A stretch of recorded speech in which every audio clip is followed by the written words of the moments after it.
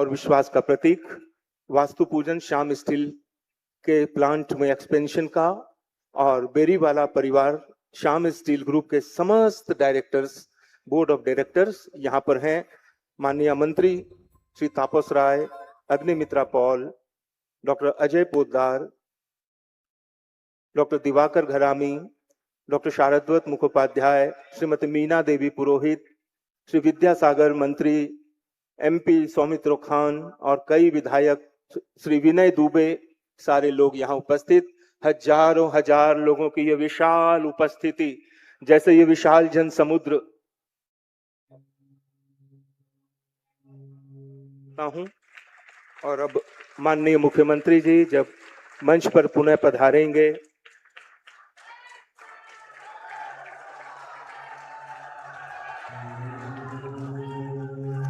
भारत माता की, डॉक्टर श्यामा प्रसाद मुखर्जी की, उन्हीं के सपनों को रूपायित कर ये पर्दा खुलेगा जब माननीय मुख्यमंत्री जी मंच पर होंगे।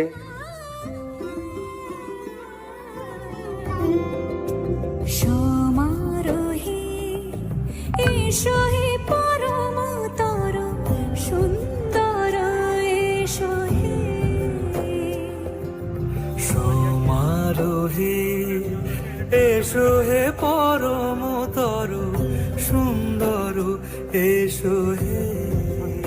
মুখ্যমন্ত্রী শুভেন্দু অধিকারী বাঁকুড়ায় শ্যাম স্টিল কারখানার ভিত্তি স্থাপন করলেন।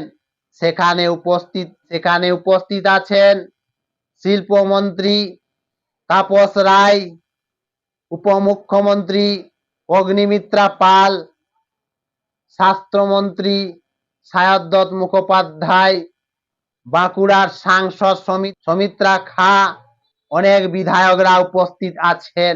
মুখ্যমন্ত্রী শুভেন্দু অধিকারী ভিত্তি স্থাপন করলেন এক আনুষ্ঠানিক মাধ্যমে, নাচে গানে ভরপুর ভিত্তি স্থাপন করলেন।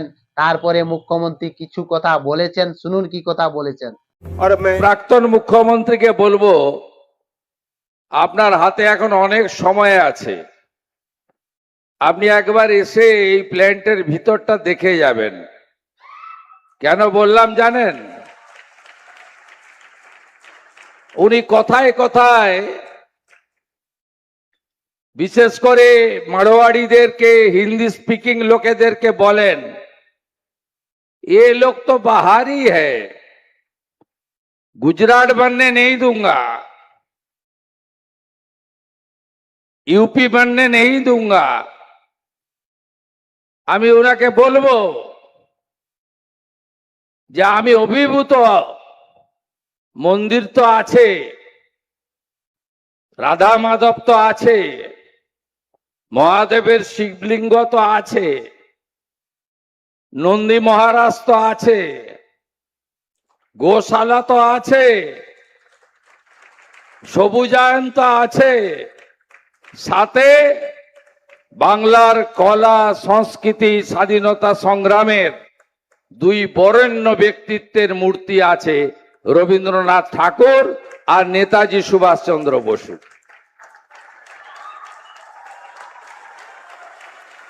আপনি একবার এসে দেখে যাবেন, আমাকে জানাবেন, আমি সরকারের হেলিকপ্টারটা দিয়ে দেব। আর যাই বলুন, এদেরকে বাহারি বলবেন না। এবারে যদি এই সরকারটা না আসতো, এরা সব উড়িষ্যা চলে যাবে ঠিক করেছিল। সিন্ডিকেট রাজ, তোলাবাজি, রাস্তায় গাড়ি নিয়ে বেরোলে হাত পাতত, গুন্ডা ট্যাক্স,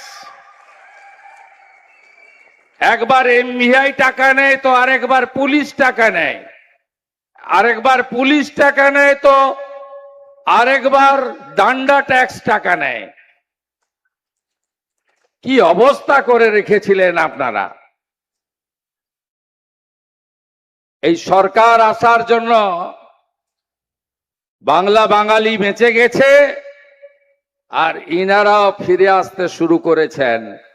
আমি স্বাগত জানাবো পশ্চিমবঙ্গ সরকারের পক্ষ থেকে। মুখ্যমন্ত্রী বললেন, প্রাক্তন মুখ্যমন্ত্রী মমতা ব্যানার্জিকে উদ্দেশ্য করে বললেন যে সরকারি হেলিকপ্টারটা পাঠিয়ে দিচ্ছি, আসুন এসে দেখেলেন যে কত ইনভেস্ট করা হচ্ছে। তৃণমূল আমলে তো শিল্পপতিরা পালিয়ে যাচ্ছিল, তৃণমূল আমলে তো হাত পেতে টাকা চাইতো, তোলাবাজি চাইতো, কিন্তু পালাবদল হবার পরে তোলাবাজি সিন্ডিকেট বন্ধ। যদি ধরা পড়েছেন তাহলে জেলে যেতে হবে, মুখ্যমন্ত্রী পরিষ্কার জানালেন। এখানে 15,000 কোটি টাকা ইনভেস্ট করা হচ্ছে। মুখ্যমন্ত্রী পরিষ্কার বললেন যে আসুন প্রাক্তন মুখ্যমন্ত্রী একবার দেখে যান, আপনার আমলে তো শিল্পপতিরা পালিয়ে যাচ্ছিল।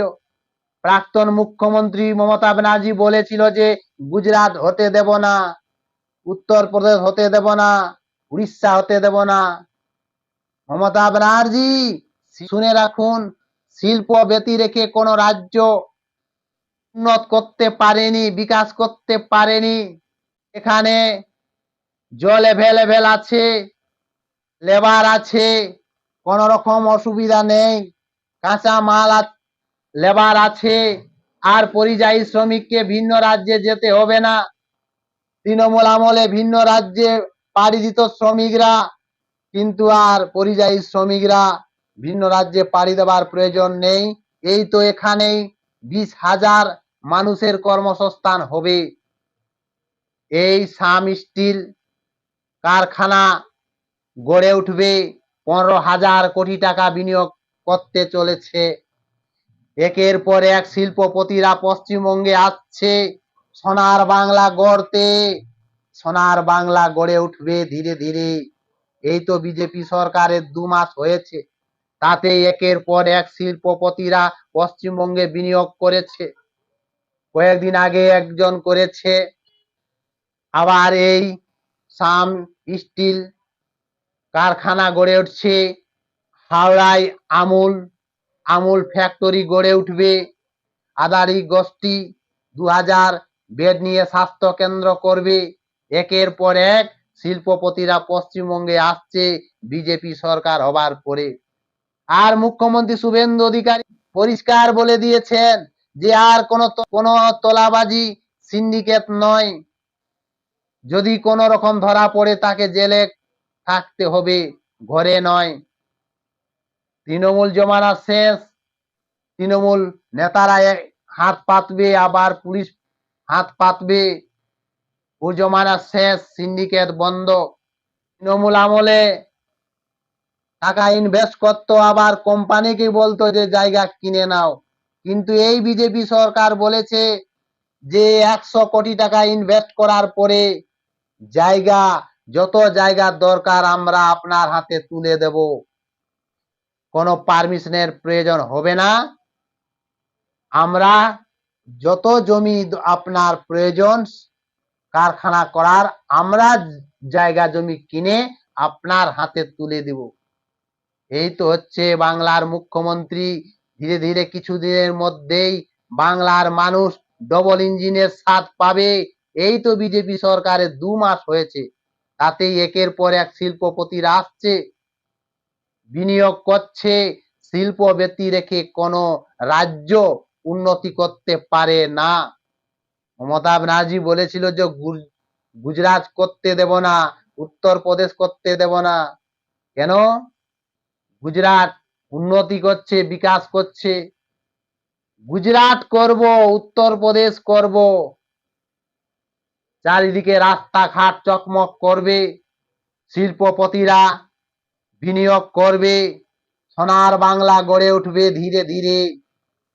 আর কোনো গুন্ডামি মস্তানি নয়, শান্ত শৃঙ্খলা বজায় রেখে ধীরে ধীরে পশ্চিমবঙ্গ উন্নয়ন করবে, বিকাশ করবে।